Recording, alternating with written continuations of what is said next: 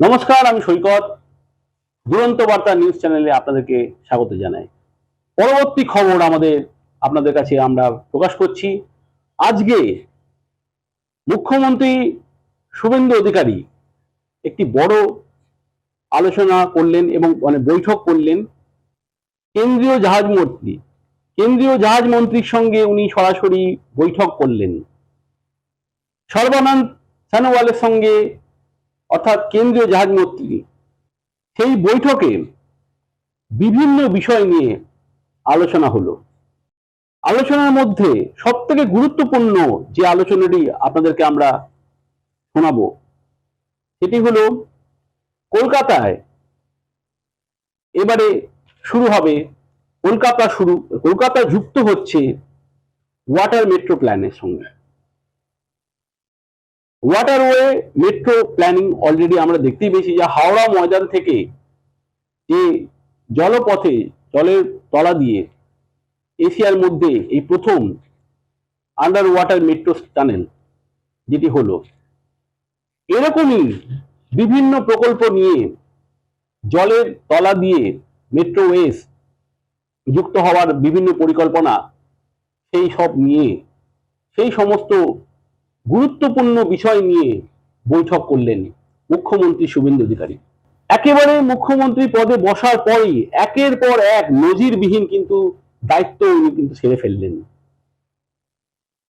তার মধ্যে অন্যতম এই দায়িত্ব কিন্তু দীর্ঘদিন ধরে আলাপ আলোচনা হয়ে আসছিল এবং আজকে সেটি কিন্তু ফলপ্রসূ হলো। কেন্দ্রীয় জাহাজ মন্ত্রীর সঙ্গে উনি কিন্তু দীর্ঘক্ষণের বৈঠক করলেন এবং বৈঠক শেষে উনি কিন্তু সাংবাদিক সম্মেলনে সমস্ত প্রকাশ করলেন কি কি বিষয় নিয়ে, ঠিক কি কি বিষয় নিয়ে উনি আলোচনা করলেন।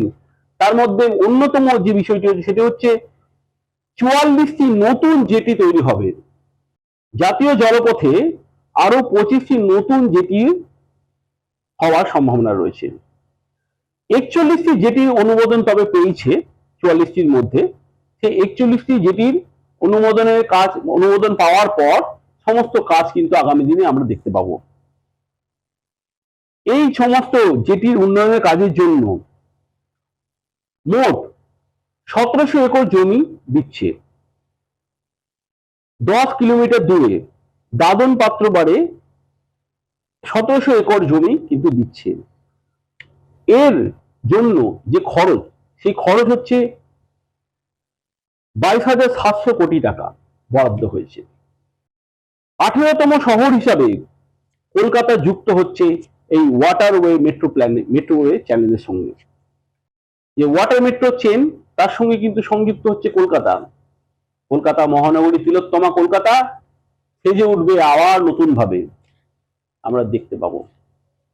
আমরা জানি কিছুদিন আগেই মেট্রোর যে কাজ, যেগুলি বন্ধ হয়েছিল, এতদিন ধরে বন্ধ ছিল, চিংড়িঘাটা মেট্রোর যে কাজ, সেই কাজটা কিন্তু শুরু হয়ে গেছে এবং দ্রুততার সঙ্গে আগামী দিনে সেই মেট্রো যে বিধাননগরে যাতায়াতের যে সুবিধা, সেই সুবিধা কিন্তু রাজ্যবাসী পাবেন। এই সমস্ত যে কাজ করার জন্য যে বরাদ্দ টাকা, সেটা কিন্তু হয়ে গেছে। সরকারে আসার পরেই কেন্দ্রের সমস্ত প্রকল্প যেগুলো এতদিন ধরে আটকে ছিল রাজ্য সরকারের কাছে, সেই সমস্ত প্রকল্প নতুনভাবে এক নতুন দিশায়, নতুন দিগন্ত পেল। আমরা এই যে বললাম যে কেন্দ্রীয় জাহাজ মন্ত্রী সর্বানন্দ সোনোওয়ালের সঙ্গে যে বৈঠক হলো, সেই বৈঠকে মূল যে কারণ ছিল সেইটা হলো শ্যামাপ্রসাদ মুখোপাধ্যায় পোর্ট মিউজিয়াম বানানোর ভাবনা যেটা ছিল মুখ্যমন্ত্রীর, সেই ভাবনাটা নিয়ে বাস্তবায়নের রূপান্তর যাতে হয় সেই নিয়ে কিন্তু বৈঠক হলো এবং কি কি হবে সেই নিয়ে কিন্তু পর্যালোচনা হয়েছে। এছাড়াও বর্তমানে পরিবহন ও শিপিং বিভাগের একসাথে কাজ হবে, সেই নিয়েও কিন্তু একটা বৈঠক হয়ে গেল। ভবিষ্যতে এই যে এতদিন ধরে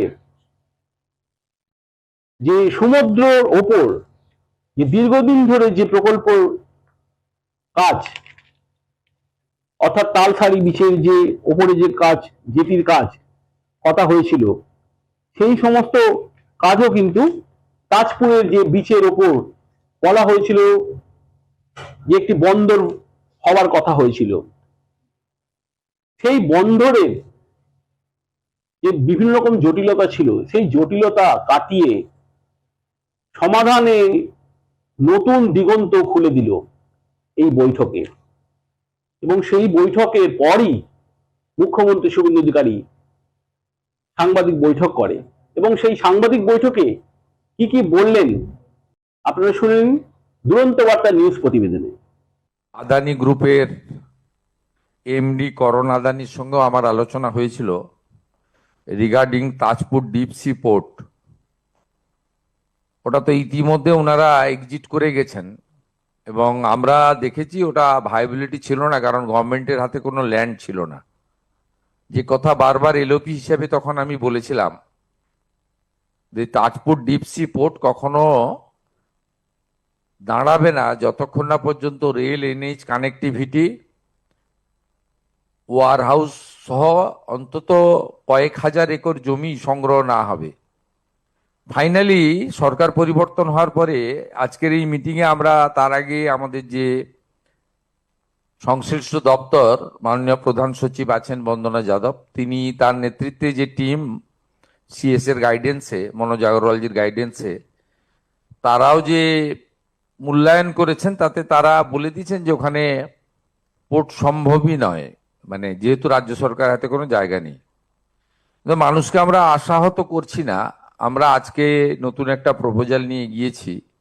তাজপুর থেকে 10 কিলোমিটার দূরে দাদন পাত্র বাড়, যেখানে সল্টের পুরনো ফ্যাক্টরি ছিল, সেখানে 1700 একর ল্যান্ড রাজ্য সরকারের হাতে রয়েছে।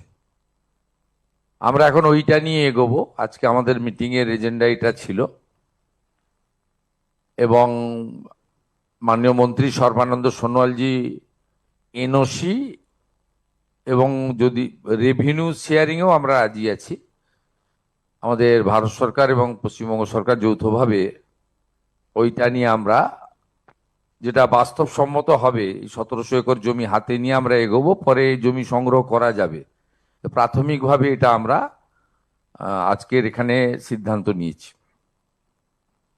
আমাদের এখনো পর্যন্ত দেশে 17টি জায়গায় ওয়াটার মেট্রো রয়েছে। কলকাতা ওয়াটার মেট্রোতে যুক্ত হচ্ছে। ওয়াটার মেট্রোতে যুক্ত হচ্ছে এটি আমাদের আজকের মিটিংয়ে মাননীয় মন্ত্রী এটা কনসেন্ট দিয়ে দিয়েছেন এবং ভারত সরকার 17টি